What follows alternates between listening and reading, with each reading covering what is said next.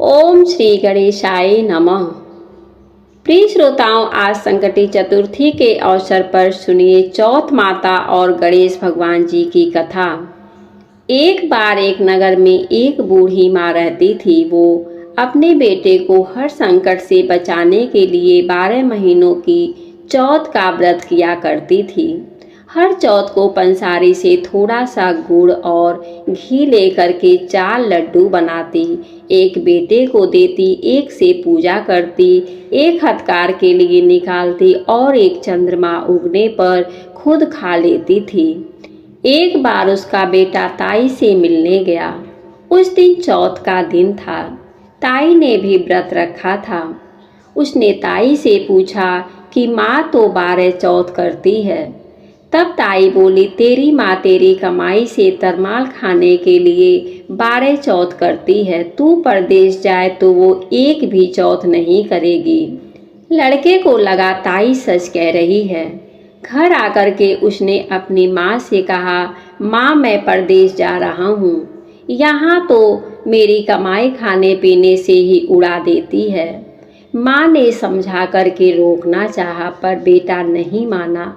माँ ने उसे साथ ले जाने के लिए चौथ माता के आंखें दिए और कहा कि मुसीबत में यह आंखें तेरी सहायता करेंगे। तब वह बेटा आंखें ले करके रवाना हो गया। घूमते हुए एक दूसरे नगर में जा पहुंचा। उसने देखा एक बूढ़ी माँ रोती जा रही थी और पुआ बनाते जा रही थी। उसने कारण पूछा तो बूढ़ी माँ ने कहा, बेटा इस नगर की पहाड़ी पर एक दैत्य रहता है। पहले वह नगर में आकर के कई लोगों को खाने के लिए मार देता था। अब राजा हर घर से एक आदमी उस दैत्य के पास भेजता है और आज मेरे बेटे की बारी है, इसलिए रो रही हूँ और उसी के लिए पुए भी बना रही हूँ। तब लड़का बोला, तू पुए मुझे खिला दे, तेरे बेटे की जगह मैं चला जाता हूँ। तब बूढ़ी माँ ने खीर पुए उसे खिला दिए। खा पी करके वह सो गया। रात को राजा के सैनिक आए तो बूढ़ी माँ ने उसे भेज दिया। दैत्य के सामने पहुँचने पर उसने चौथ माता के आंखें दैत्य की तरफ फेंक करके कहा, हे चौथ माता, अगर मेरी माँ मेरी सलामती के लिए व्रत करती है तो दैत्य का सिर कट जाए। कहते ही तुरंत दैत्य का सिर कट गया। लड़का वापस आ गया। अब राजा ने उसे उपहार दे करके विदा किया। चलते हुए वह एक दूसरे राजा के नगर में जा पहुंचा। इस राज्य में आवा तभी पकता था जब एक इंसान की बलि दी जाती थी। सिपाही ने उसे पकड़ करके आवे में चुन दिया। लड़के ने आंखें आवे में डाले और कहा, हे चौथ माता, अगर मेरी माँ मेरे व्रत करती है तो यह आवा मेरे लिए मेरी बलि बिना ही झट से पक जाए। आवा तुरंत पक गया। आवे में से मिट्टी के जगह सोने चांदी के बर्तन निकलने लगे। लड़का बोला, बर्तन धीरे धीरे निकालना, कहीं मुझे ना लग जाए। राजा ने उसे निकलवाया और उससे पूछा कि इस आवे में से तुम बच कैसे गए। लड़के ने बताया कि उसकी माँ चौथ का व्रत करती है, व्रत के कारण ही वह बच पाया। राजा को विश्वास नहीं हुआ। उसने एक चांदी की सुराही मंगवाई और कहा कि सुराही की नली से निकल कर दिखाओ, तभी मुझे विश्वास होगा।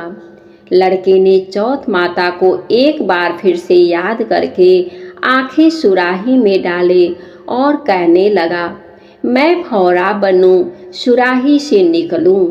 लड़का भौरा बन करके तुरंत सुराही से निकल गया। अब तो राजा ने प्रसन्न होकर के राजकुमारी का विवाह उसके साथ करवा दिया और सभी लोगों को चौथ माता का व्रत करने के लिए कहा। उधर अब लड़के को अपनी माँ की याद आई। उसने राजा के पास जा करके खुद के नगर जाने की इच्छा जाहिर की। राजा ने रथ, घोड़े, हाथी और खूब सारा दान दहेज दे करके उन्हें विदा कर दिया। चौथ के दिन वह लड़का अपने नगर पहुंचा। वह अकेला पंसारी के यहाँ माँ का इंतजार करने लगा। सोचा चौथ है तो माँ यहाँ जरूर आएगी। थोड़े ही देर बाद लकड़ी टेकती हुई उसकी माँ उसे आते हुए दिखाई दी। बेटा माँ के चरणों में गिर पड़ा, कहने लगा, माँ तेरा बेटा हूँ, मुझे माफ कर दो। माँ ने उसे उठा करके गले लगा लिया। अब तो लोग चौथ माता की जय जयकार करने लगे। उस नगर के अब सभी लोग चौथ माता का व्रत करने लगे। हे चौथ माता, जैसे बूढ़ी माँ और उसके बेटे की सहायता आपने की, वैसे ही हम सबकी भी करना। कहानी कहने और सुनने वाले पर भी कृपा करना। प्रेम से बोलिए चौथ माता की जय। ऐसा माना जाता है कि चंद्रदेव को भगवान श्री गणेश जी ने श्राप दिया था और इस कथा का वर्णन श्री गणेश पुराण में भी मिलता है। कथा के अनुसार एक बार की बात है, कैलाश के शिव सदन में लोक पितामह ब्रह्मा जी कर्पूर गौरव शिव जी के समीप बैठे हुए थे। उसी समय वहां देवर्षि नारद भी पहुँचे। उसके पास एक बहुत ही सुंदर और स्वादिष्ट अपूर्व फल था। उसी फल को देवर्षि ने करुणामय उमा नाथ शंकर जी के कर कमलों में अर्पित कर दिया। उस अद्भुत और सुंदर फल को पिता के हाथों में दे करके गणेश भगवान और श्री कुमार कार्तिक दोनों ही बालक उसे आग्रह पूर्वक मांगने लगे।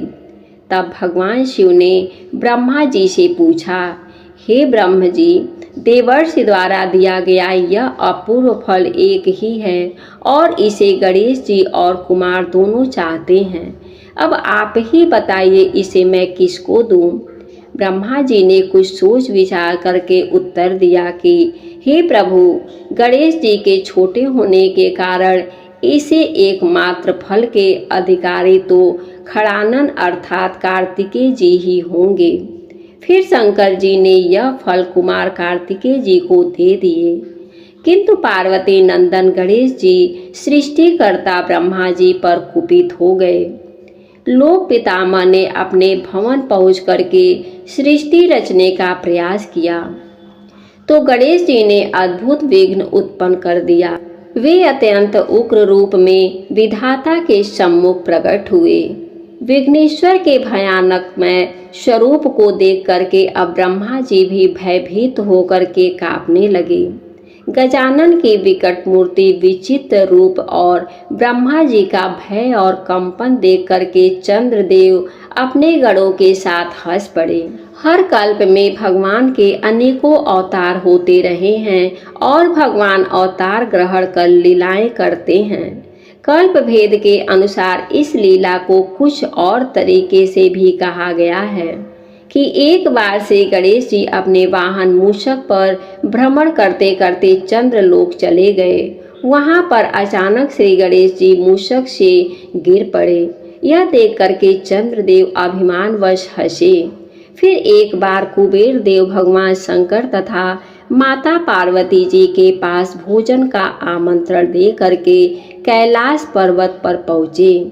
वे चाहते थे कि भगवान शिव तभी देवी पार्वती उनके महल में आ करके उनके यहाँ भोजन करें, लेकिन भगवान शिव कुबेर देवता के आमंत्रण का कारण समझ गए। वे जानते थे कि कुबेर केवल अपनी धन संपत्ति का दिखावा करने के लिए ही उन्हें अपने महल में आमंत्रित कर रहे हैं। इसलिए उन्होंने कुछ महत्वपूर्ण कार्य में व्यस्त होने का कारण बतलाते हुए कहा, जाने से मना कर दिया। देवी पार्वती जी भी वहाँ महादेव जी के मन की बात समझ गई। उन्होंने भी महादेव की हाँ में हाँ मिलाते हुए कहा कि अगर उनके स्वामी नहीं जा रहे हैं तो हम भी अकेले जा नहीं सकते। अब ऐसे में कुबेर देव दुखी हो गए और भगवान शिव से प्रार्थना करने लगे। तब भगवान शिव ने मुस्कुरा करके कहा कि यदि आपको हमारी सेवा ही करनी है तो आप मेरे पुत्र गणेश जी को ले जाएं। गणेश आपको सेवा का पूर्ण मौका देंगे। अंत में कुबेर देव गणेश जी को ही ले जाने के लिए राजी हो गए। गणेश जी ने कुबेर देवता के महल में पेट भर करके भोजन किया। कुबेर देवता ने गणेश जी को खूब मिष्ठान खिलाए, लेकिन इतनी मिठाई खाने के बाद भी, तरह तरह के पकवान खाने के बाद भी गणेश जी का मन नहीं भरा और वे सोचने लगे कि यहाँ से निकलते समय वे कुछ मिठाइयाँ अपने ज्येष्ठ भ्राता कार्तिकेय जी के लिए भी ले करके जाएंगे और कुछ स्वयं भी रास्ते में खा लेंगे। यह सोच करके गणेश जी ने बहुत ही मिठाइयाँ को अपनी गोद में रखा, अपने मूषक पर सवार होकर के चलने लगे। तभी गणेश जी के मूषक ने मार्ग में एक सर्प को देख लिया और वह भयभीत हो गया। इसी कारण गणेश जी अपने संतुलन खो बैठे और नीचे धड़ाम से गिर पड़े। परिणाम स्वरूप उनकी गोद में रखी सारी मिठाइयाँ भी धरती पर बिखर गई। गणेश जी अपने मिठाई को एकत्रित कर रहे थे कि उन्हें किसी को हंसने की आवाज़ सुनाई दी। उन्होंने यहाँ वहाँ देखा तो उन्हें कोई दिखाई नहीं दिया, लेकिन हंसने की आवाज़ लगातार आ रही थी। जैसे ही गणेश जी ने हंसने की दिशा में अपनी दृष्टि घुमाई तो उनकी दृष्टि आकाश पर पड़ी। वहाँ उन्होंने चंद्रदेव को हंसते हुए देखा। तब तो गणेश जी विचार करने लगे कि उनकी मदद करने के स्थान पर चंद्रमा उनका मजाक बना रहा है। चंद्रमा को हंसते देखकर अब तो गणपति को बड़ा क्रोध आया। उन्होंने तुरंत चंद्रदेव को श्राप दे डाला कि चंद्रदेव अब तुम किसी के देखने योग्य नहीं रह जाओगे। अगर किसी ने तुम्हें देख लिया तो वह पाप का भागी होगा। और गणेश जी के मुख से निकला श्राप देखते ही देखते हकीकत में बदल गया और संपूर्ण आकाश में अंधकार सा छा गया। यह देख करके चंद्रमा गणेश जी की शरण में जा करके बोले, हे दुख हरता, मुझसे बहुत भारी भूल हो गई है। जो अभिमानवश मैंने आपका परिहास किया। अगर मेरी रोशनी ही चली जाएगी तब तो मेरी अस्तित्व ही खत्म हो जाएगा और मुझे अपने किए का एहसास कृपा करके मुझे क्षमा करें। भगवान अपना श्राप वापस ले लिए। चंद्रमा की क्षमा याचना सुन करके और उसे शरणागत होते देख करके गणेश जी का क्रोध कुछ शांत हुआ और उन्होंने कहा कि अपना श्राप तो मैं वापस नहीं ले सकता, परंतु तुम्हें एक वरदान भी देता हूँ। यह होगा कि तुम अपनी रोशनी खो दोगे, परंतु केवल माह में एक दिन के लिए। इसके अलावा तुम्हारा तेज 15 दिनों तक कम और उसके बाद 15 दिनों तक ज़्यादा होता रहेगा।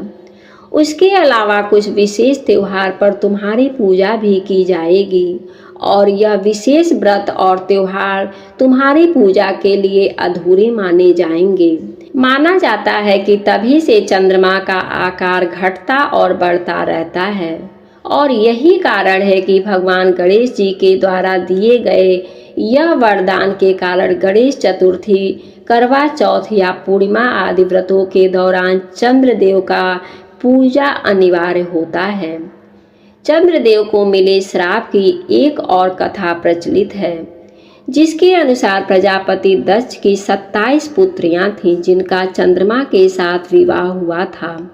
प्रजापति दक्ष की शर्त थी कि चंद्रदेव अपनी सभी 27 पत्नियों के साथ एक समान व्यवहार करेंगे, लेकिन चंद्रमा को अपनी पत्नी हसी रोहिणी से अधिक प्रेम था। इससे चंद्रदेव की बाकी पत्नियां दुखी रहती थीं। ऐसे में अपनी कन्याओं का दुख राजा दक्ष से देखा नहीं गया और उन्होंने चंद्रमा को श्राप दे डाला। राजा दक्ष के श्राप के कारण चंद्रमा को क्षय रोग हो गया और चंद्रमा का तेज धीरे धीरे कम होता गया। इसी श्राप के बाद कृष्ण पक्ष शुरू हुआ। हालांकि श्राप के कारण चंद्रमा का अंत होने लगा और अपने अंत को रोकने के लिए चंद्रमा ब्रह्मा जी के पास सहायता के लिए गए, जहां उन्हें शिव जी की उपासना करने की सलाह दी गई। इसके बाद चंद्रमा की आराधना से भगवान शिव इतने प्रसन्न हुए कि उन्हें अपनी जटाओं में स्थान दिया। जिससे उनका तेज लौट आया और इस तरह से शुक्ल पक्ष आरंभ हुआ। कथा समाप्त हुआ। सभी प्रेम से बोलिए गणेश भगवान की जय, चौथ माता जी की जय।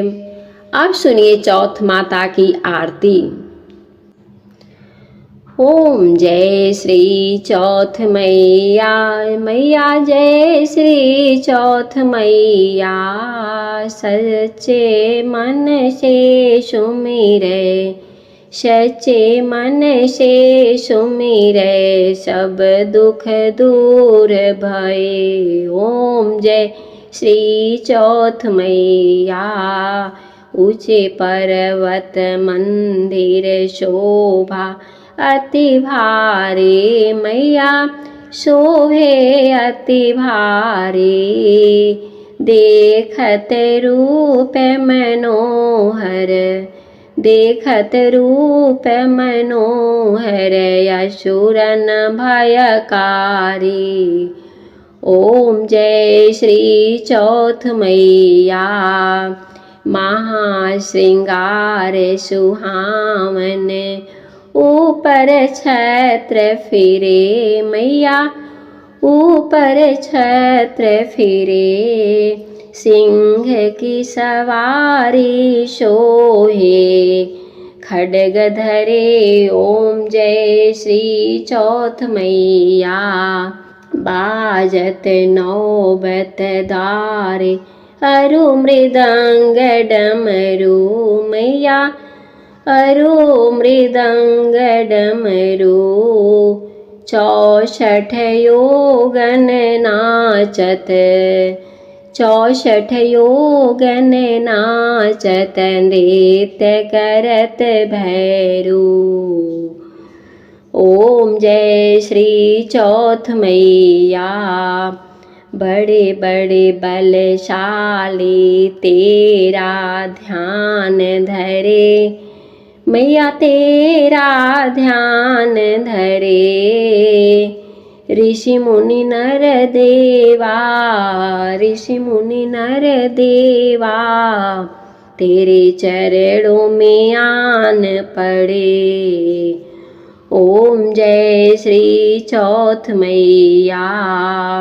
चौथ माता की आरती जो कोई सुहागन गावे, मैया जो कोई सुहागन गावे। बढ़त सुहाग की लाली, बढ़त सुहाग की लाली, सुख संपत्ति पावे। ओम जय श्री चौथ मैया। ओम जय श्री चौथ मैया।